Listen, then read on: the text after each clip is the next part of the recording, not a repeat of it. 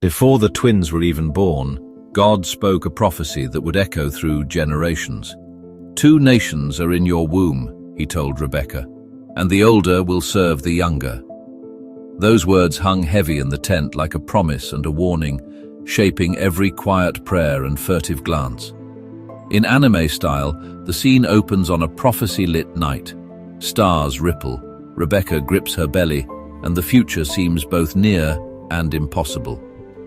Little did anyone know how dramatically this divine word would reshape a family forever. When the day of birth arrived, Esau emerged first, a furious rush of red hair and raw energy, like a wild man of the fields. He cried out, all wind and instinct. Jacob followed immediately after, pale and clutching his brother's heel, his grip a small, stubborn claim on what was to come. Their very birth, hair, heel, first and second, foreshadowed the struggle that would define their lives, a story of promise, rivalry, and the strange ways fate and choice intertwine. As the boys grew, their differences became painfully obvious. Esau became a man of the outdoors, muscles honed by tracking and hunting, his laughter echoing across the hills as he chased game and danger. The anime frames show him leaping through brush, bow in hand, living for the immediate thrill of the chase. His father Isaac loved him dearly, especially for the gifts he brought: roasted game, triumphant return, the comfort of a son who fulfilled the rugged ideal. Jacob, meanwhile, was quieter, thoughtful, preferring the warmth and stories inside the tents. He sat with Rebekah, learning household wisdom, the subtler arts of negotiation and patience. She favored him, pouring encouragement and strategy into his ear. Those preferences hardened into identity. Esau, impulsive and earthy; Jacob, cautious, clever, always watching the angles. This contrast set the stage for choices that would test loyalty, appetite, and the meaning of blessing. One day the contrast culminated in a small, fateful moment. Esau returned from the fields exhausted, throat burning with hunger after a long hunt.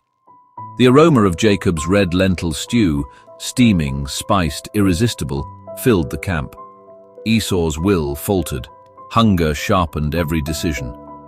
"Give me some of that red stew," he begged, voice ragged. "I'm about to die from hunger." Jacob, seeing both hunger and opportunity, struck a cold bargain. "Sell me your birthright first." In the anime close-up, Esau's hands tremble. Death and immediate want cloud longer promises. Without hesitation, driven by appetite and exhaustion, Esau agreed, trading the weight of his future for a single, desperate meal. That impulsive exchange would echo later, a reminder of how a single, small surrender can change destinies. Years passed, and Isaac grew old and blind. Believing his end was near, he called Esau to receive the patriarchal blessing. Rebekah, overhearing the plan, listened like a coiled spring, equal parts fear and resolve. In the anime sequence, her face is lit by candlelight as she quickly devises a plan, moving with the intense focus of a strategist. She prepares Jacob carefully. He dons Esau's garments, the scent of the field is simulated with goatskins pressed to his arms, and she teaches him what to say. Jacob's nervous expression contrasts with Rebekah's determined focus. The montage tightens the tension. Sent toward Isaac, Jacob trembles, conscience wrestling with duty. A tense scene follows. Jacob enters. Isaac stretches out, shaking hands, feeling the hairy arms, listening to a voice feigning Esau's tone. The lighting carves deep shadows. Every touch and word feels monumental. The deceit works. Isaac, convinced, pours the blessing over Jacob. "May nations serve you and peoples bow down to you. Be lord over your brothers." The blessing lands like thunder, irreversible and heavy with consequence. When Esau discovered the deception, the tent felt like it split in two. Rage tore through him, not just wounded pride, but the loss of a promised future. "Bless me too, my father," he cried, voice raw. But Isaac could only offer a lesser blessing, confirming what had already been spoken. Jacob would indeed rule. Esau's grief hardened into murderous fury. He vowed to kill Jacob as soon as Isaac died. Fear rappled through the family. Rebekah, her love and guilt intertwined, urged Jacob to flee for his life, sending him away to her brother's household far from the land of promise. The anime frames follow Jacob into twilight.